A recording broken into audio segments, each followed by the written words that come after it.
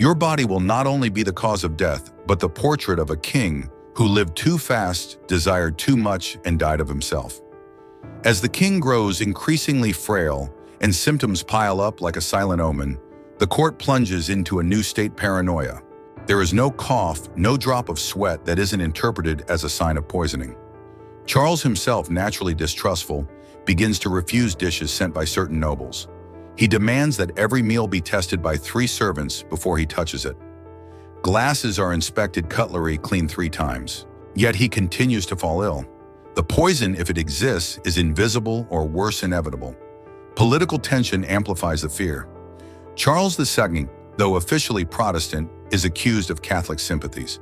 His ambiguous alliance with France and the influence of his French mistresses inflame Parliament and the people.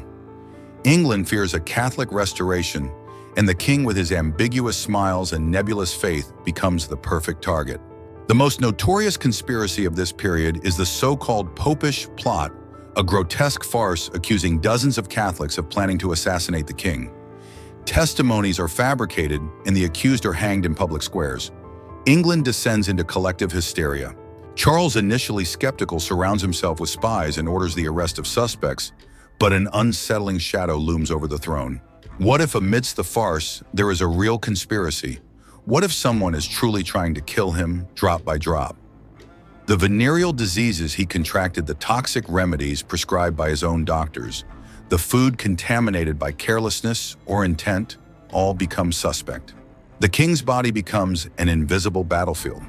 Even within his own household, there are too many prying eyes. Servants whisper, mistresses vie for influence, and doctors violently disagree on the ideal treatment, each more incompetent and vain than the last. One of them, Sedman King, claims the king suffers from hepatic melancholy. Another swears it's cerebral humidity. The most sinister, Sir Charles Carburg, the court's chief physician, notes that the king's body reacts normally to any external substance, as if poisoned from within. Each day the king wakes weaker, but curiously his expression grows harder. He is afraid, truly afraid. He no longer trusts anyone and begins to act like a man who knows he will die. He issues secret instructions, writes mysterious letters, reshuffles officials without explanation, and when asked only replies, "Time is running out and I feel it in my bones." Political and medical tension merges with physical decay. Charles, increasingly pale and weary, no longer seems to live, only to survive. No one knows how much time the king has left, and even fewer are prepared for what will happen when he finally falls. For the death of Charles II will not be quiet. It will be a grotesque spectacle that will forever mark the memory of the English monarchy. February 1685, Whitehall Palace. The king, still dressed in his black satin robes, smiles at the courtiers preparing for another day of meetings. But as he rises, a thud, Charles II collapses suddenly to the floor, as if struck by an invisible force. Servants rush forward. The king's body writhes in violent spasms. His eyes roll back, foam escapes the corners of his mouth. It is the first attack and the beginning of an unprecedented nightmare. For 9 days, Charles II does not live, he agonizes. His body becomes a field of barbaric experiments at the hands of the court's physicians. No one knows the diagnosis, so they apply everything they know and everything they don't. They begin with bloodletting, draining nearly half a liter of blood daily in sessions lasting hours. When he begins to delirious, they administer violent purgatives, inducing extreme vomiting and diarrhea.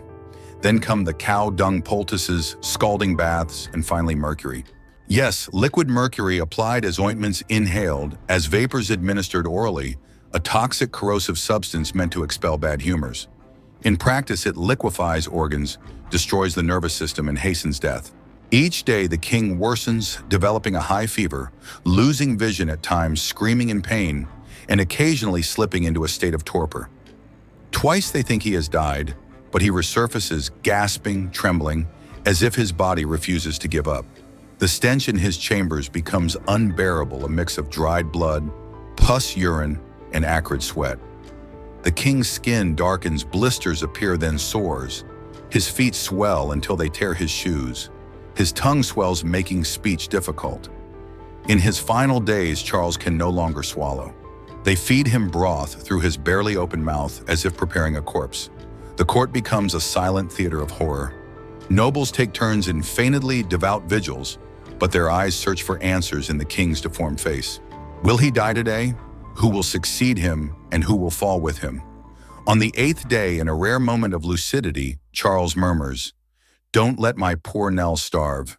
He refers to Nell Gwyn, his most beloved mistress, but the tenderness of the gesture is lost in the grotesque scene. Hours later, he suffers a convulsion so violent it breaks part of the bed.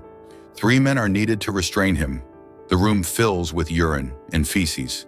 The king is no longer a man, he is a body in collapse, a living warning of what vanity, medical ignorance, and the corruption of power can do to flesh.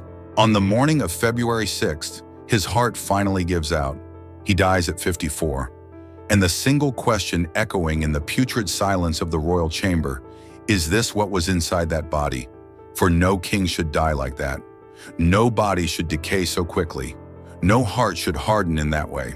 An autopsy is ordered immediately, and what the physicians find will leave even the most skeptical speechless. When Charles II's body finally ceases its convulsions, a heavy silence falls over Whitehall Palace. It is not mourning, it is relief. The physicians, exhausted and stained with human fluids, exchange glances like war surgeons after the fall of an unrecognizable soldier. But no one dares speak the truth. The king was killed by them as much as by his illness. And now they must understand what lay behind that indescribable agony. The autopsy is authorized. The door to the room where it will take place is locked. Only the most trusted physicians are admitted. What happens inside is a mix of primitive science and pure horror. Sir Charles Carberg, the royal physician, leads the procedure. His diary describes with chilling detachment what he and his team found upon opening the king's corpse. First, the brain swollen, congested with clotted blood, pulsing with dark fluid even after death, a sign of severe cerebral hypertension or perhaps multiple strokes. Then the lungs completely blackened, almost charred with a stench so overpowering that 2 assistants vomited on the table, likely the result of continuous exposure to toxic substances or a terminal lung infection. The shock intensifies upon opening the abdomen. The stomach reveals large bloody ulcers like craters torn open from within. The liver is deformed greenish and hardened, a sign of advanced cirrhosis, perhaps exacerbated by the lethal remedies used in his final days. The kidneys unveil a complete nightmare, swollen, darkened, obstructed by massive stones, as if the king's body had decided to die through every organ at once. But the most disturbing moment comes at the end. Upon opening the chest, they find the heart, or what remains of it. A disproportionately small muscle hardened with calcified plaques in the arteries. A heart that, according to the physicians, seemed carved from stone. Charles II died with a petrified heart, literally. And there on the table lies the truth. The king's body was rotten from within, like a glossy fruit hiding a worm beneath its skin. His youthful appearance, firm voice, and seductive gaze were all an illusion. The poison was not in wine glasses or enemy arrows. It was in every cell corroded by decades of excess medical neglect and therapies that resembled torture. The autopsy report is written cautiously with many details omitted. After all, it does not suit the state to admit that the king died like an indigent abandoned in a sanatorium, but the physicians knew. They saw, and they would never be the same. Whispers of the autopsy spread through the palace corridors. The king was rotten inside, and the court begins to realize that the horror was not just in his death, but in the fact that no one saw the signs while there was still time. The death of Charles II was not merely the end of a reign, it was the collapse of an illusion. When the official announcement echoes through the halls of power, the country trembles. Churches ring bells, the nobility mourns, but behind the lit candles, fear reigns. What happens now, England, already on the brink of religious, political, and moral collapse, feels the ground give way. For the direct successor to the throne is James II, the king's brother, a fervent Catholic despised by the Protestant elites. The memory of the recent civil war lingers like a ghost. But something even more powerful than politics is at play: the king's dead body. Those censored descriptions of the autopsy begin to circulate in parallel versions, fueled by servants, junior physicians, and silent observers. The king rotted from within, his heart turned to stone, his blood ran black. Each phrase strikes a blow against the monarchy's image as a symbol of strength and immortality. For the first time, the people see clearly the king is flesh, and flesh can rot. This realization becomes fuel for a new and dangerous sentiment: fear. Fear of a government as rotten as that body. Fear of a succession that will bring more darkness than light. The image of the king agonizing for days treated with dung and mercury inspires not reverence, but distrust. And a thought once considered heresy begins to take root. Perhaps the throne must be broken for something new to emerge. As James II is hurriedly crowned, trying to consolidate his position, voices begin to rise. Nobles, military men, and clergy grow restless with the memory of the dark room where Charles II screamed until he lost his voice. No one wants to die that way, and no one wants to be governed by someone leading England down the same path of decay.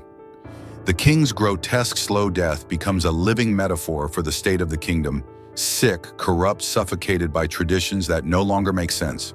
And the corpse of Charles II, still perfumed and dressed in silks, lies in its coffin as a silent reminder that the beauty of royalty can hide horrors no one dares confront. But that is about to change. For centuries, the death of Charles II was shrouded in rumors, fear, and symbolism. But as medicine advances, historians revisit the case with sharper tools, and what they uncover is even more terrifying than the conspiracy theories of the time. For if Charles was poisoned, the main suspect may not be a political enemy, but his own physicians. The autopsy records, though partial, reveal a devastating overlap of symptoms: acute kidney failure, severe lung congestion, clear signs of chronic heavy metal poisoning, especially from mercury and antimony substances applied directly in his final days as part of his treatment. In their desperate attempt to cure him, the court's physicians administered doses that today would be classified as lethal. Instead of easing his pain, they increased his intoxication. Instead of draining infection, they spread death. Moreover, modern historians point to the accumulation of factors over the king's life. Charles suffered from syphilis for years, a disease treated at the time with mercury. The metal, slowly absorbed over decades, accumulated in his kidneys, liver, and brain, compromising his entire system. His symptoms, insomnia, tremors, mental confusion, darkened skin, are consistent with chronic mercurial poisoning. The king had been destroyed from within, drop by drop, for far longer than anyone imagined. But that wasn't all. Charles also suffered from gout, aggravated by an excessively rich diet of meat and alcohol. He was obese, sedentary, and lived under constant stress. The combination of syphilis, gout, heavy metal poisoning, kidney failure, hypertension, and medieval therapies formed a lethal cocktail that exploded in those 9 days of agony. The most tragic part: it could all have been avoided. Charles had access to the kingdom's best physicians, but they were more concerned with keeping their positions than saving their patient's life.